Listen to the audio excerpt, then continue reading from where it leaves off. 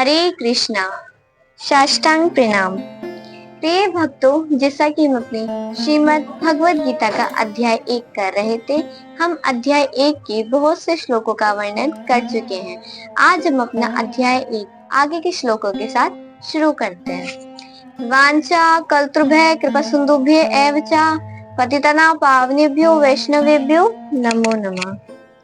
हरे कृष्ण कृष्ण कृष्ण हरे हरे, हरे राम राम राम हरे हरे। जय गुरुदेव श्रील प्रभुपाद जी। हम अपना अध्याय शुरू करते हैं। श्लोक 39 इस प्रकार से। कुलक्षेपणयन्ति कुल धर्मा सनातना धर्मे नष्टे कुलम कृत्स्नम अधर्मो अभिभक्त्युत। अर्थात इस प्रकार से होता है, कुल का नाश होने पर सनातन कुल परंपरा नष्ट हो जाती है। यानी अर्जुन जी कह रहे हैं, यदि कुल का नाश हो जाता है तो जो सनातन कुल परंपरा होती है वो भी नष्ट हो जाती है, और इस तरह शेष कुल भी अधर्म में प्रवृत्त हो जाता है। यानी कुल के जो बचा होता है कुल, वो भी अधर्म प्रवृत्तियों में प्रवृत्त हो जाता है। तो तात्पर्य हम विस्तार पूर्वक जानते हैं। वर्ण आश्रम व्यवस्था में धार्मिक परंपराओं के अनेक नियम हैं। यानी जो वर्ण आश्रम व्यवस्था है उसमें धार्मिक परंपराओं के अनेक नियम हैं, जिनकी सहायता से परिवार के सदस्य ठीक से उन्नति करके आध्यात्मिक मूल्यों की उपलब्धि कर सकते हैं। यानी उन आध्यात्मिक मूल्यों को मानकर, धार्मिक परंपराओं को मानकर हम जितने भी परिवार के सदस्य हैं, तो सदस्य ठीक से उन्नति कर आध्यात्मिक मूल्यों की उपलब्धि कर सकते हैं। परिवार में जन्म से लेकर मृत्यु तक के सारे संस्कारों के लिए वयोवृद्ध उत्तरदायित्व होते हैं, किंतु इन वयोवृद्ध की मृत्यु के पश्चात संस्कार संबंधी पारिवारिक परंपराएं रुक जाती हैं, और परिवार के जो तरुण सदस्य बचे होते हैं वे अधर्ममय व्यसनों में प्रवृत्त होने से मुक्ति लाभ से वंचित रह जाते हैं। अतः किसी भी कारणवश परिवार के वयोवृद्ध का वध नहीं होना चाहिए। ये अर्जुन जी कह रहे हैं, जो उनके परिवार के वयोवृद्ध थे, जैसे भीष्म पितामह जी के लिए वो इस प्रकार के शब्द कह रहे हैं, क्योंकि जो परिवार के वयोवृद्ध होते हैं वही संस्कारों के लिए उत्तरदायी होते हैं, किंतु इन वयोवृद्ध की मृत्यु के पश्चात जितने भी संस्कार संबंधी पारिवारिक परंपराएं वे रुक जाती हैं, और जो तरुण होते हैं, यानी जिनकी जो तरुण यानी जो मतलब जवान जैसे लोग होते हैं परिवार के, वो अधर्म व्यसनों में प्रवृत्त रहते हैं। यानी वो अधर्म के उसमें व्यसनों में प्रवृत्त रहते हैं, लगे रहते हैं इंद्रिय तृप्ति में। तो किसी भी कारणवश जो परिवार के वयोवृद्ध है उनकी मृत्यु नहीं होनी चाहिए, ऐसा अर्जुन जी कह रहे थे। इस प्रकार से हमारा श्लोक 39 यहीं से समाप्त होता है। हम अपना 40 श्लोक शुरू करते हैं। श्लोक 40 इस प्रकार से है। अधर्माभिभवात् कृष्ण प्रदुष्यन्ति कुलस्त्रिः स्त्रीषु दुष्टासु वार्ष्णेय जायते वर्ण संकर। अर्थात इस प्रकार से होता है, हे कृष्ण, जब कुल में अधर्म प्रमुख हो जाता है तो कुल की स्त्रियां दूषित हो जाती हैं, और स्त्रीत्व के पतन से हे ऋषिवंशी अवांछित संतानें उत्पन्न होती हैं। अर्थात इस प्रकार से कि हे कृष्ण, जब कुल में अधर्म जो है प्रमुख हो जाता है, अधर्म बढ़ जाता है, तो कुल की स्त्रियां दूषित हो जाती हैं, और स्त्रीत्व के पतन से हे ऋषिवंशी अवांछित संतानें उत्पन्न होती हैं। तात्पर्य हम विस्तार पूर्वक जानते हैं। जीवन में शांति, सुख तथा आध्यात्मिक उन्नति का मुख्य सिद्धांत मानव समाज में अच्छी संतानों का होना है। यानी जीवन में सुख, शांति, आध्यात्मिक उन्नति का जो मुख्य सिद्धांत है वह समाज में अच्छी संतानें ही हैं। यानी समाज में अच्छी संतानों का होना है। वर्ण आश्रम धर्म के नियम इस प्रकार बनाए गए थे कि राज्य तथा जाति की आध्यात्मिक उन्नति के लिए समाज में अच्छी संतानें उत्पन्न हो। ऐसी संतान समाज में स्त्री के सत्यत्व और उसकी निष्ठा पर निर्भर करती है। यानी उसके सत्यत्व, उसकी प्योरिटी, यानी जो सत्यत्व और उसकी निष्ठा पर निर्भर करती है। जिस प्रकार बालक जो बच्चा होता है सरलता यानी आसान पूर्वक, जिस प्रकार बालक सरलता तत्व से कुमार्गी बन जाते हैं, जिस प्रकार जो भी बालक होते हैं वे आसानी से कुमार्गी बन जाते हैं, उसी प्रकार स्त्रियां भी पतनोन्मुखी होती हैं पतनो पतनोन्मुखी होती हैं।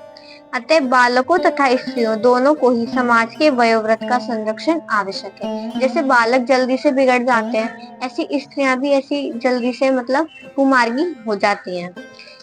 तो ये जो स्त्रियां और बालक हैं, इन्हें सदैव ही वयोवृत्त के संरक्षण में रहना चाहिए। स्त्रियों और जो बालक हैं, दोनों को ही समाज के वयोवृद्धों का संरक्षण आवश्यक है। स्त्रियां विभिन्न धार्मिक प्रथाओं में संलग्न रहने पर व्यभिचारिणी नहीं होंगी।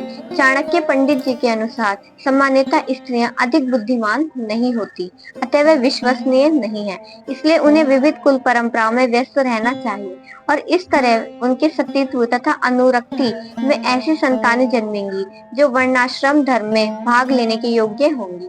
ऐसे वर्णाश्रम धर्म के विनाश से ये स्वाभाविक है कि स्त्रियां स्वतंत्रता पूर्वक पुरुषों से मिल सकेंगी और व्यभिचार को प्रश्रय मिलेगा, जिससे अवांछित संतानें उत्पन्न होंगी। जो भी निठल्ले लोग होते हैं वो भी समाज में व्यभिचार को प्रेरित करते हैं और इस तरह अवांछित बच्चों की बाढ़ सी आ जाती है, जिससे मानव जाति पर युद्ध और महामारी का संकट छा जाता है। इस प्रकार से हमारा श्लोक 40 यहीं से समाप्त होता है। हमने श्लोक 40 का अर्थ जाना तथा हमने तात्पर्य पूर्वक जानने का प्रयास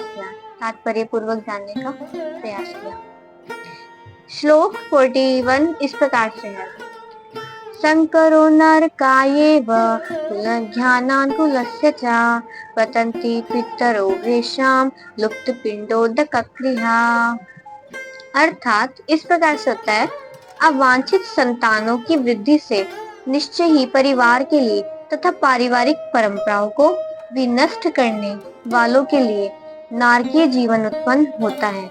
ऐसे पतित कुलों के पुरखे पितर लोग गिर जाते हैं, क्योंकि उन्हें जल तथा पिंड दान देने की क्रियाएं समाप्त हो जाती हैं। अर्थात हम विस्तार पूर्वक जानते तात्पर्य के साथ। सकाम कर्म के विधि विधानों के अनुसार कुल के पितरों को समय समय पर जल तथा पिंडदान दिया जाना चाहिए। यानी जो सकाम कर्म के विधि विधान है, उनके अनुसार जो कुल के पितर होते हैं हमारे, उनको समय समय पर जल तथा पिंडदान दिया जाना चाहिए। ये दान विष्णु पूजा द्वारा किया जाता है, क्योंकि भगवान विष्णु को अर्पित किया गया भोजन का जो उच्च भाग है, वो प्रसाद खाने से सारे पाप कर्मों से उद्धार हो जाता है। कभी कभी पितरगण विविध प्रकार के पाप कर्मों से ग्रस्त होते हैं। जो भी हमारे पितरगण होते हैं वो विभिन्न प्रकार के पापों से ग्रस्त होते हैं और कभी कभी उनमें से कुछ को स्थूल शरीर भी प्राप्त नहीं हो पाता। स्थूल जो भी ये हमारा जो शरीर होता है, जो इस प्रकार के उनके पापमय कर्म होते हैं, तो उन्हें स्थूल शरीर भी शरीर प्राप्त नहीं होता, तो उसके कारण उन्हें प्रेतों के रूप में सूक्ष्म शरीर धारण करना पड़ता है। तो सूक्ष्म शरीर धारण करने के लिए वो बाध्यकारी होना पड़ता है। अतः जब वंशजों द्वारा पितरों को बचा प्रसाद अर्पित किया जाता है, जो वंशज हैं पितरों को, जब वो भगवान का प्रसाद उन्हें ऑफर करते हैं, उन्हें देते हैं, तो वो अपनी जो पितर योनि है उससे छूट जाते हैं। जो भी प्रेत योनि होगी या अन्य प्रकार के दुखमय जीवन से उनका उद्धार हो जाता है।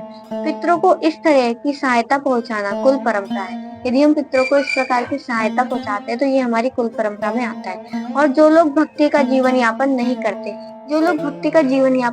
करते, उन्हें ये अनुष्ठान करने होते हैं। इस प्रकार के केवल भक्ति करने से ही मनुष्य सैकड़ों क्या हजारों पितरों को भी ऐसे संकटों से उबार सकते हैं। भागवतम में कहा गया है, देवर्षि भूताप निर्शाम पितराम न किंकरो नायम रणिम चराजना सर्वात्मना यह शरणया गतो मुकुंदम परिहृत्य कृतम। तो इस प्रकार से अर्थात होता है, जो पुरुष अन्य समस्त कर्तव्यों को त्याग कर मुक्ति के दाता मुकुंद के चरण कमलों की शरण ग्रहण कर लेता है। यानी जो मनुष्य अपने सभी कारोबारों को छोड़कर जो मुक्ति के दाता भगवान श्री मुकुंद हैं, उनके चरण कमलों के शरण ग्रहण कर लेता है और इस पथ पर गंभीरता पूर्वक चलता है, वे देवताओं, मुनियों, सामान्य जीवों, स्वजनों, मनुष्य, पितरों के प्रति अपने कर्तव्य के ऋण से मुक्त हो जाता है और वे श्री भगवान की सेवा करने से ऐसे दायित्व अपने आप ही पूरे हो जाते हैं। इस प्रकार से हमारा श्लोक 41 यहीं से समाप्त होता है। हम अपने श्रीमद् भगवद गीता का अध्याय 1 यहीं से समाप्त करते हैं। हरे कृष्ण कृष्ण कृष्ण हरे हरे, हरे राम राम राम हरे हरे। साष्टांग नाम।